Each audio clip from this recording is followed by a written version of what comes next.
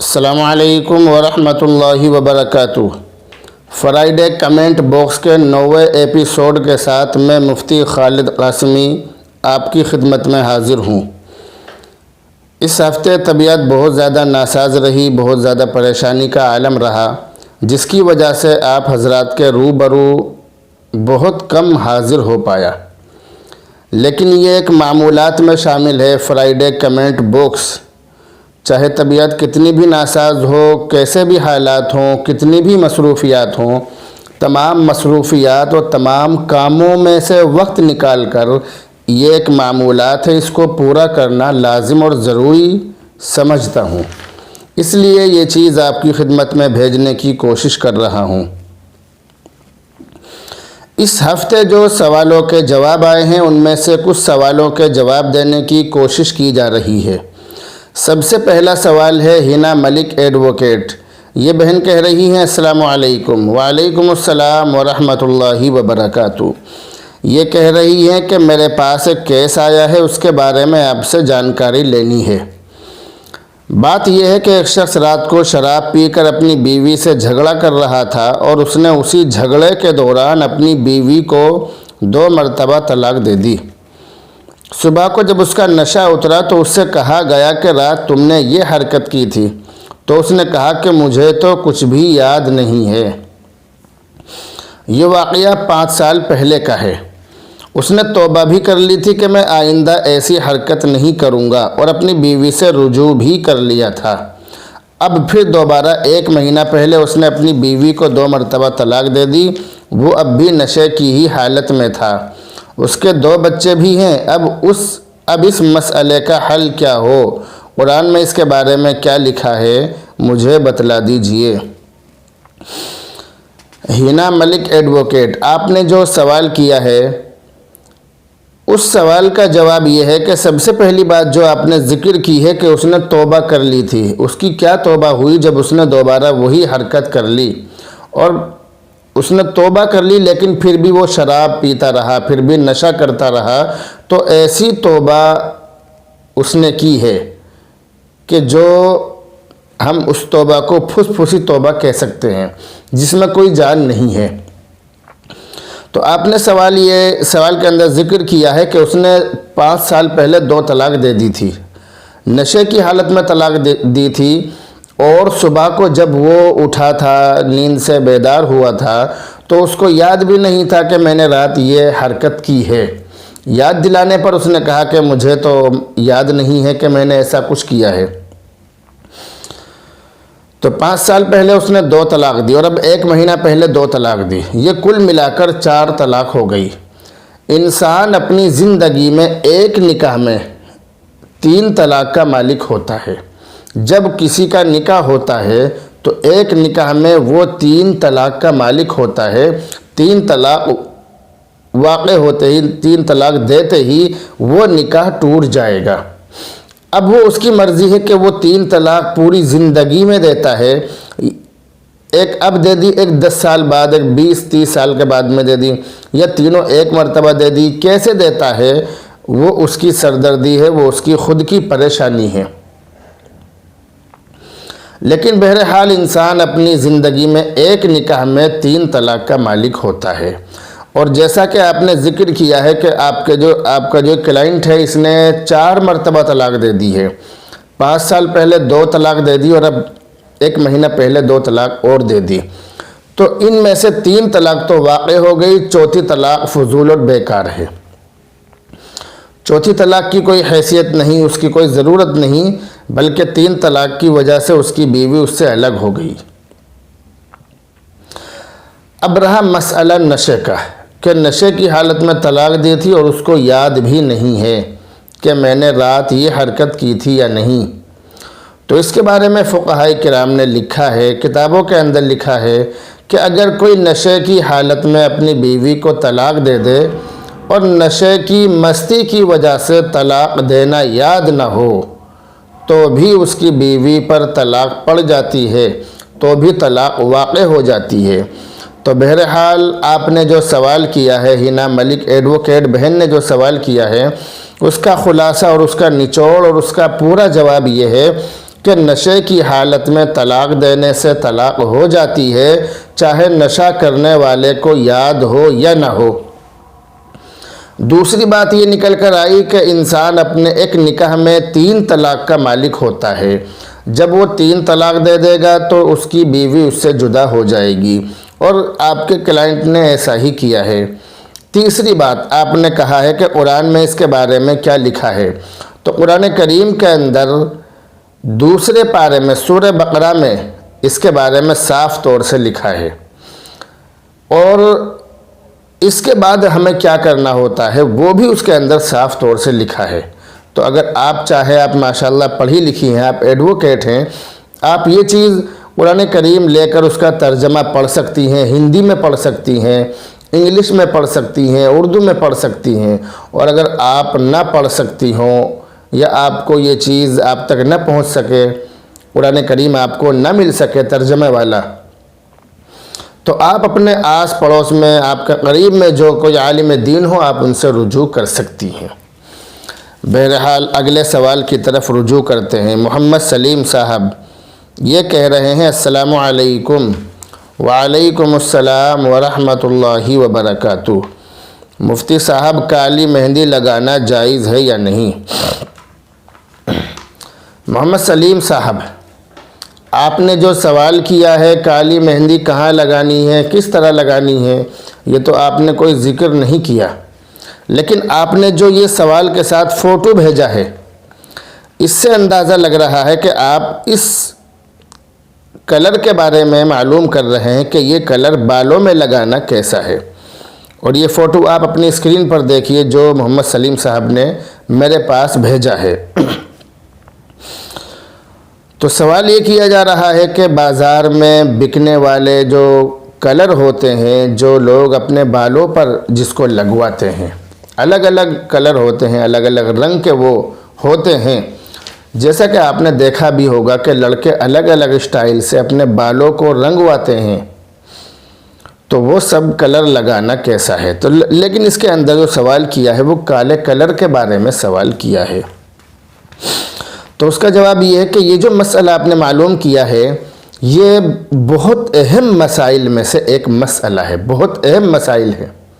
ان میں سے ایک مسئلہ یہ ہے جو آپ نے معلوم کیا ہے، کیونکہ اس کے اندر لوگ آج کل کچھ زیادہ ہی مبتلا ہیں، لوگ آج کل کچھ زیادہ ہی اس چیز کو کر رہے ہیں۔ تو اس چیز کو ہمیں اللہ کے نبی کی زندگی میں، صحابہ کرام کی زندگی میں اور اللہ کے نبی کے دور میں اس کا ثبوت کیا ملتا ہے، اس چیز کو ہمیں دیکھنا پڑے گا۔ تو اس کے بارے میں اللہ کے نبی علیہ السلام کے زمانے میں بھی بہت ساری چیزیں ملتی ہیں۔ تو فتح مکہ کے موقع پر یہ اللہ کے نبی کے صحابہ کرام کے بارے میں ہے، اور یہ ابو داؤد شریف کی جلد نمبر 2 صفحہ نمبر 578 پر لکھا ہے کہ فتح مکہ کے موقع پر اللہ کے نبی علیہ السلام کے صحابی حضرت ابو بکر صدیق رضی اللہ تعالی عنہ، جو بڑے صحابی ہیں، خلیفہ اول ہیں، فتح مکہ کے موقع پر حضرت ابو بکر صدیق رضی اللہ تعالی عنہ کے والد حضرت ابو قحافہ رضی اللہ عنہ اس حال میں لائے گئے کہ سر اور داڑھی کے بال بالکل سفید تھے۔ اللہ کے نبی علیہ السلام نے ان کے بالوں کو دیکھ کر ارشاد فرمایا کہ سیاہ رنگ سے بچتے ہوئے، کالے رنگ سے بچتے ہوئے کسی بھی رنگ کا خضاب استعمال کیا جائے۔ خدا آپ صلی اللہ علیہ وسلم کے خضاب استعمال کرنے اور نہ کرنے کے بارے میں راویوں کی رائے اگرچہ مختلف ہیں، لیکن بہرحال یہ بات ثابت ہے کہ حضرت ابو بکر صدیق رضی اللہ تعالی عنہ اور حضرت عمر فاروق رضی اللہ تعالی عنہ نے خضاب استعمال فرمایا ہے۔ تو جیسا کہ میں نے ذکر کیا کہ اللہ کے نبی علیہ السلام کے صحابی حضرت ابو بکر صدیق کے والد کو اللہ کے نبی نے حکم دیا تھا کہ سیاہ یعنی کالے رنگ سے بچتے ہوئے کسی اور رنگ کو استعمال کیا جائے۔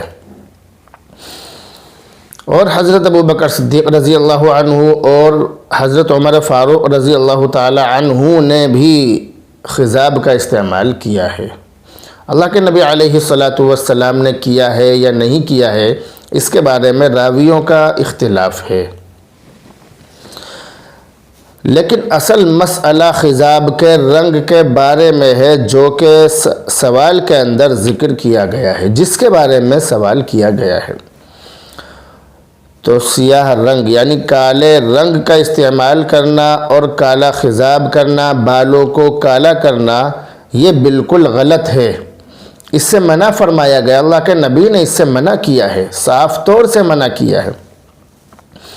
اور ایک حدیث میں بال کالے کرنے والوں کے بارے میں ارشاد فرمایا کہ وہ لوگ جنت کی بو سے بھی محروم رہیں گے، جنت کی خوشبو بھی وہ لوگ نہیں پا سکیں گے، جبکہ جنت کی خوشبو 500 سال کی دوری سے آ جاتی ہے، لیکن وہ جنت کی خوشبو بھی نہیں سونگھ سکیں گے، نہیں پا سکیں گے۔ اور ایک روایت میں اللہ کے نبی علیہ السلام نے ارشاد فرمایا کہ اللہ تعالیٰ اس کی طرف رحمت کی نظر سے نہیں دیکھیں گے جو اپنے بالوں کو کالا کرتا ہے۔ اور عمدۃ القاری کی جلد نمبر 22 صفحہ نمبر 51 پر اور فتح الباری کی جلد نمبر 10 صفحہ نمبر 434 پر یہ حدیث موجود ہے کہ خدا اس کے چہرے کو سیاہ کر دے جو اپنے بالوں کو سیاہ کرے، خدا اس کے چہرے کو سیاہ کر دے۔ اس کو ہم یہ بھی کہہ سکتے ہیں خدا اس کو دنیا میں رسوا کرے، اس کو ذلیل و خوار کرے جو اپنے بالوں کو سیاہ کرے۔ تو خلاصہ کلام یہ نکلا کہ کالی مہندی استعمال کرنا تو مکروہ ہے، غلط ہے، استعمال نہیں کرنی چاہیے، لیکن ہاں مہندی کا جو کلر ہوتا ہے، مہندی کلر کو استعمال کر سکتے ہیں، جائز ہے، اور جائز ہی نہیں بلکہ مستحب بھی ہے۔ تو ہم مہندی کا جو کلر ہوتا ہے اس کلر کو ہم بلا کراہت استعمال کر سکتے ہیں، اس میں کوئی قباحت اور برائی نہیں ہے۔ سوال نمبر 3 منصور احمد عباسی یہ کہہ رہے ہیں مفتی صاحب السلام علیکم۔ وعلیکم السلام ورحمۃ اللہ وبرکاتہ۔ یہ معلوم کر رہے ہیں کہ مفتی صاحب کیا کھانا کھانے کے بعد لیٹنا سنت ہے؟ سوال ہے، کیا کھانا کھانے کے بعد لیٹنا سنت ہے؟ یہ سوال ہے۔ اس کا جواب یہ ہے کہ کھانا کھانے کے بعد لیٹنا سنت نہیں ہے، لیکن ہاں دوپہر کا کھانا کھانے کے بعد کچھ دیر آرام کرنا، لیٹنا، یہ سنت ہے۔ یعنی ہم مطلق طور پر تو نہیں کہہ سکتے کہ کھانا کھانے کے بعد لیٹنا سنت ہے، کیونکہ صبح کا جو ناشتہ ہوتا ہے یا شام کا جو کھانا ہوتا ہے یا اس کے علاوہ ہم کسی اور وقت میں کھانا کھائیں تو کھانا کھا کر لیٹنا یہ سنت نہیں ہے۔ لیکن ہاں صرف دوپہر کے کھانے کے بارے میں تو یہ لکھا ہے، کتابوں کے اندر صاف طور سے لکھا ہے کہ دوپہر کا کھانا کھا کر لیٹنا یہ سنت ہے، لیکن ہر کھانا کھا کر لیٹنا سنت نہیں ہے۔ اللہ کے نبی علیہ السلام بھی دوپہر کا کھانا کھانے کے بعد آرام فرمایا کرتے تھے، اور دوپہر کا کھانا کھانے کے بعد جو ہم آرام کرتے ہیں، جو اللہ کے نبی آرام کرتے تھے، اس کو قیلولہ کہتے ہیں۔ قیلولہ کا مطلب یہ ہوا کہ دوپہر کا کھانا کھانے کے بعد آرام کرنا۔ تو یہ آرام کرنا اللہ کے نبی کی سنت ہے، اللہ کے نبی سے ثابت ہے، اور یہ صحت کے لیے بھی بہت زیادہ فائدہ مند ہے۔ اگلی سوال کی طرف رجوع کرتے ہیں حافظ امجد۔ یہ کہہ رہے ہیں مفتی صاحب السلام علیکم۔ حافظ صاحب وعلیکم السلام ورحمۃ اللہ وبرکاتہ۔ مفتی صاحب خدمت عالیہ میں عرض یہ کرنا ہے کہ بولی کی کمیٹی ڈالنا کیسا ہے، جائز ہے یا نہیں، اور جائز یا ناجائز ہونے کی وجہ بھی بتائیں۔ حافظ امجد صاحب، آپ نے بولی کی کمیٹی کے بارے میں سوال کیا ہے۔ بولی کی کمیٹی، بولی کی لاٹری کس کو کہتے ہیں، پہلے اس کو سمجھیے۔ عام طور پہ ہمارے سماج اور ہمارے معاشرے میں یہ ہوتا ہے کہ کوئی بھی شخص 20-25 ممبر بنا لیتا ہے، 20-25 لوگوں کو لوگوں کی ایک کمیٹی وغیرہ بنا لیتے ہیں، اور بنانے کے بعد ان سے ہر مہینے کچھ پیسے وصول کرتے ہیں، کچھ پیسے ان سے لیتے ہیں جو کہ متعین ہو جاتے ہیں۔ اس کے بعد وہ جو لاٹری ہوتی ہے، جو وہ پیسہ ان کو واپس کرنا ہوتا ہے، تو واپس کرنے کی دو شکلیں ہیں۔ یا تو ایک شکل تو یہ ہوتی ہے کہ ان لوگوں کو بتلا دیا جاتا ہے کہ تم کو کہ فلاں آدمی کو اس کے پیسے فلاں تاریخ میں ملیں گے، تو مثال کے طور پر 2 سال 2.5 سال جتنے سال تک بھی وہ پیسے جمع کرنے ہوتے ہیں، لیکن جس کا نمبر آ جائے گا اس کو پیسے مل جائیں گے، لیکن پیسے ملنے کے بعد بھی اس کو پیسے جمع کرنے ہوں گے۔ مثال کے طور پر 1 لاکھ روپے کی کسی نے لاٹری ڈالی تو 1 لاکھ روپے اس کو دینے ہوں گے۔ اب مثال کے طور پر اس کی سب سے پہلی یا دوسری لاٹری نکل گئی 10-20 ہزار روپے جمع کرنے کے بعد پہلے یا دوسرے مہینے میں، تو لاٹری تو اس کی نکل گئی، لیکن اس کو آئندہ بھی آخر تک، یعنی ہر ممبر کو آخر تک لاٹری جمع کرنی ہوگی، پورے پیسے دینے ہوں گے۔ ایک شکل تو یہ ہے۔ یہ شکل تو بلا کراہت جائز اور درست ہے، کیونکہ اس میں ہم اپنے پیسے جو ہم نے جمع کیے ہیں جو کہ وہ پیسے لے رہے ہیں، نہ کم لے رہے ہیں نہ زیادہ لے رہے ہیں، تو یہ تو بلا کراہت جائز ہے، کیونکہ اس میں ہم اپنے جمع کیے ہوئے ہی پیسے لے رہے ہیں۔ تو یہ تو ہمارے سماج اور معاشرے میں بہت چلتا ہے، لوگ اس کو بہت کرتے ہیں اور کر بھی رہے ہیں۔